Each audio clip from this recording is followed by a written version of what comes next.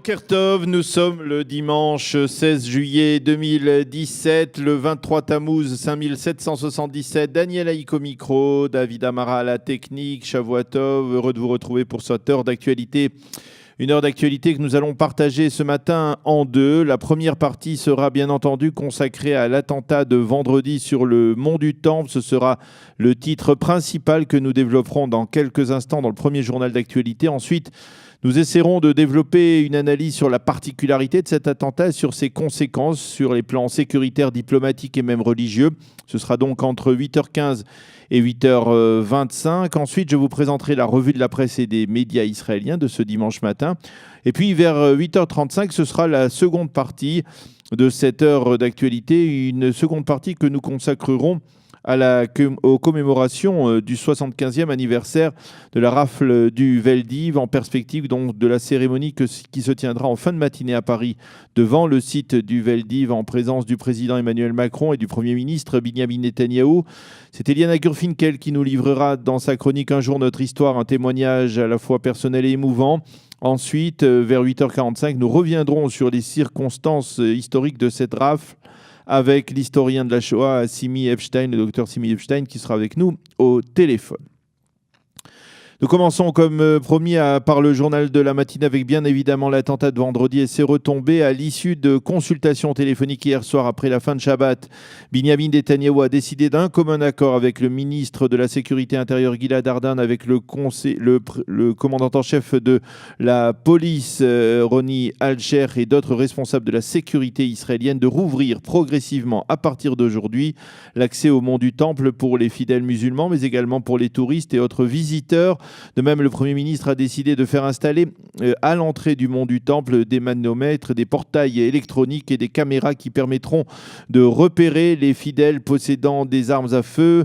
Jusqu'à présent, aussi étonnant que cela puisse paraître, il n'y avait pas de tel portail, par exemple à l'entrée de l'esplanade du mont du Temple près de la porte des Lions où s'est produit l'attentat de vendredi matin. Binyamin Netanyahou a pris cette dernière décision contre l'avis de la Jordanie qui vendredi avait condamné la décision israélienne d'interdire l'accès de la montagne aux fidèles musulmans pour la prière du vendredi. Hier, le Premier ministre Binyamin Netanyahou a téléphoné au roi Abdallah de Jordanie pour lui expliquer cette décision. Le roi Abdallah a condamné l'attentat de vendredi et il a demandé au Premier ministre donc de rouvrir le mont du Temple aux fidèles musulmans. Enfin, dernière décision prise par Binyamin Netanyahou, celle de démolir les tentes de deuil érigées dans la localité d'Oum el-Fachem devant les domiciles des terroristes qui sont tous issus de la famille Jabarin, une famille arabe-israélienne très connue dans cette localité importante de la Galilée. D'ailleurs, pour l'instant, les obsèques de ces trois terroristes n'ont pas encore eu lieu et leurs familles, qui sont donc israéliennes, ont appelé la population d'Oum el-Fachem à respecter la loi et à ne pas susciter de tensions. Les familles sont prêtes à accepter les conditions restrictives posées par la police pour la tenue de ces obsèques.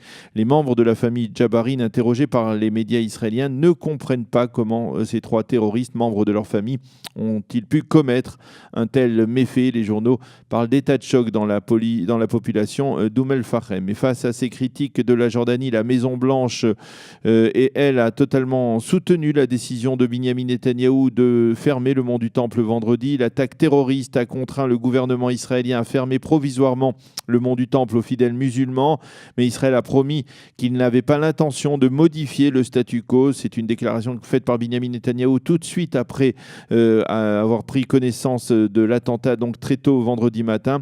Donc Binyamin Netanyahou a dit et répété qu'Israël n'avait pas l'intention de modifier le statu quo sur ce lieu saint et l'administration américaine s'en félicite. Nous appelons tous les leaders et croyants à se montrer compréhensifs face à ce processus, dixit donc l'administration américaine. Il convient de souligner que vendredi, le président de l'autorité palestinienne Mahmoud Abbas a téléphoné à Binyamin Netanyahou pour condamner cet attentat, ce qui est rarissime de la part du Raïs palestinien. Je vous rappelle que l'attentat de vendredi matin sur le mont du Temple à Jérusalem a coûté la vie à 2 gardes-frontières israéliens, le sergent-chef Haïl Stawi 30 ans, de Kfar Mrar, et le sergent-chef Kamil Shahanan, 22 ans, de Khourfesh, 2 villages de Galilée. Il s'agit de 2 policiers druzes israéliens qui ont donc été assassinés par 2 terroristes arabes de citoyenneté israélienne originaires de la grande ville donc arabe du triangle de Galilée, Oum el-Fachem. Et ce terrible fait donne un impact particulier à cet attentat hors norme.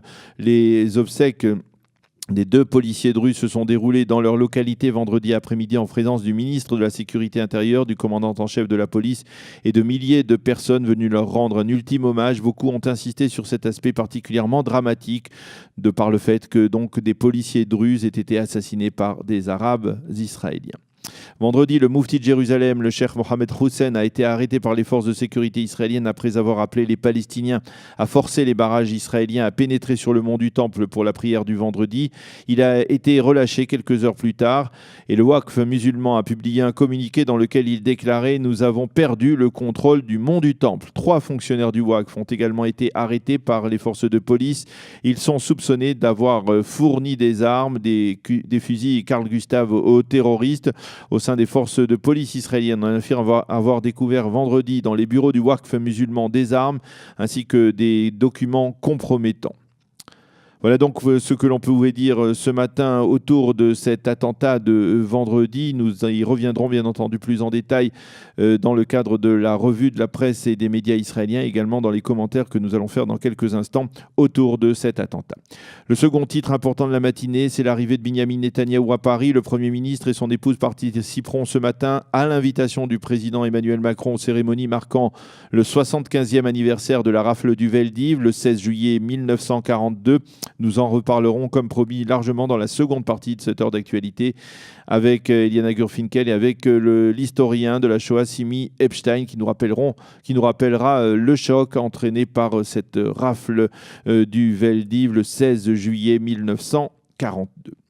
La météo sera ce matin toujours aussi caniculaire qu'elle l'est depuis le début du mois de juillet. C'est presque sans précédent en Israël depuis de nombreuses années, avec un temps très chaud et sec à l'intérieur du pays et très humide et suffocant sur le littoral. Il fera 36 degrés à Jérusalem aujourd'hui, 33 à Tel Aviv et 43 degrés à Eilat. Voilà, c'est la fin de ce journal. On se retrouve dans quelques instants pour parler et pour tenter d'analyser, peut-être avec Eliana Gurfinkel, les répercussions de l'attentat de vendredi sur divers plans sécuritaires, diplomatiques et religieux, entre autres. Donc ce sera tout de suite après une pause musicale.